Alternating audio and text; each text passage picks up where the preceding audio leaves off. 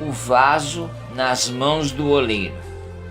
A Bíblia nos fala do relacionamento entre Deus, que é representado pelo oleiro, e o povo de Israel, representado pelo vaso, que pode ser aplicado nos nossos dias, onde Deus continua sendo o oleiro e cada um de nós o vaso.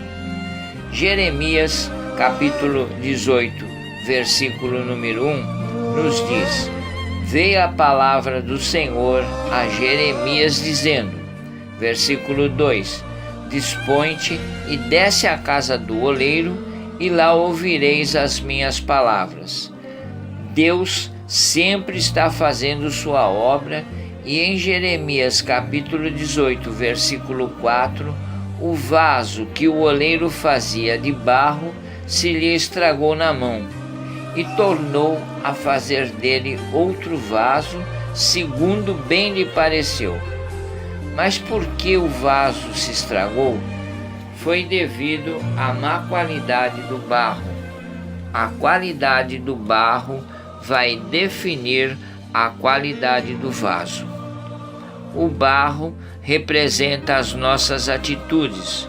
Se o nosso coração for duro, incrédulo, insensível, soberbo, impuro, desobediente, será caracterizado como um barro imperfeito para o vaso. Mas, se o nosso coração for quebrantado, cheio de fé, sensível, humilde, puro, obediente, será caracterizado como um barro bom. Vamos colocar estas qualidades nas mãos do oleiro e veja que tipo de vaso ele fará de você. Israel, na época, era um povo rebelde, sem conhecimento, um povo que andava por caminhos tortuosos, e Deus falou para Jeremias que poderia fazer a mesma coisa que o oleiro fez com o vaso que havia defeito. Ele amassou novamente o barro e fez um vaso novo. Mas hoje a situação é a mesma daquela época. O Senhor quer reparar os nossos erros. Ele quer fazer de nós um vaso novo.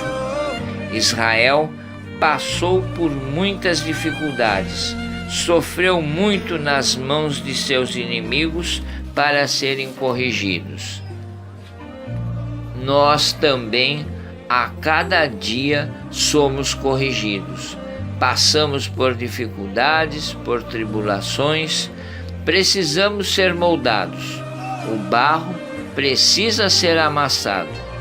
Queremos ser um vaso de bênção, mas não queremos ser amassados pelo oleiro. Mas o Senhor só fará de nós aquilo que nós permitimos que Ele faça. Isso tem a ver com o livre-arbítrio que Deus deu ao homem. Por isso, nossas atitudes, vontades e comportamento que representam a qualidade do barro podem limitar a ação de Deus na formação do vaso. Paulo nos adverte sobre a possibilidade do vaso ser tanto para a honra como para a desonra. Devemos saber com que finalidade seremos usados como vaso. Precisamos ser um vaso separado. É necessário que o vaso seja retirado do seu lugar. Às vezes, estamos em lugares onde a ação de Deus se torna difícil. Deus agiu na vida de Abraão quando ele saiu do meio de sua parentela, pois sua família, suas tradições iriam influenciar em suas decisões. Conosco não é diferente. É preciso nos separar de tudo que possa interferir na ação de Deus em nossas vidas. A obediência. Ninguém pode ser um vaso se não passar nas mãos do oleiro. O oleiro amassa o barro, o vaso passa por uma transformação até que toda amargura, rancor, vaidade sejam retirados do nosso coração. O barro precisa ser molhado para ser amassado, e somente a água que jorra do trono de Deus pode mudar a consistência do barro. Somos portadores desta água viva, que é a palavra de Deus, que deve ser levada aos corações para serem transformados através da ação do Espírito Santo de Deus. O barro umedecido vai para a base da roda, pois ele não pode ser colocado na extremidade da roda, pois quando começar a rodar, o barro será lançado para fora. O lugar onde o barro é colocado sem sofrer dano é no centro, o que significa que devemos estar no centro da vontade de Deus. Somente assim seremos moldados segundo o seu propósito.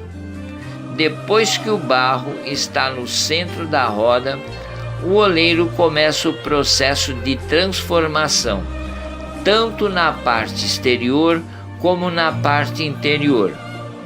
Não seremos um vaso sem que nosso caráter seja moldado. Os homens olham o nosso exterior, mas Deus olha o nosso interior. Mas devemos nos apresentar como filhos do Rei. Devemos aparentar como se fôssemos príncipes. A submissão. Temos que ser submissos à vontade de Deus, pois Deus pode mudar seus planos em nossas vidas, se não nos deixarmos ser moldados segundo a sua vontade. Muitos querem andar segundo o seu coração, agir com dureza, o que é mal perante a Deus. O oleiro faz vasos de vários tamanhos e precisam ser curtidos antes de serem levados ao forno. O vaso pequeno demora um tempo menor para ser curtido, enquanto que o vaso maior demora mais tempo para ser curtido. Aprendemos que quanto maior for a obra, maior será o tempo que a pessoa deverá meditar e avaliar sua vida perante Deus. O forno representa o processo final, o fogo. O fogo é que tira todo o mau cheiro do vaso, que são os pecados incrustados, e serve para purificar e fazer o vaso resistente. É o fogo do Espírito Santo que prepara o vaso para a grande obra. É o fogo que capacita e que torna o vaso mais íntimo com o Senhor. A palavra do Senhor nos diz em Mateus 3, versículo 11: Ele vos batizará com o Espírito Santo e com fogo. A palavra de Deus sem o Espírito Santo é pura letra.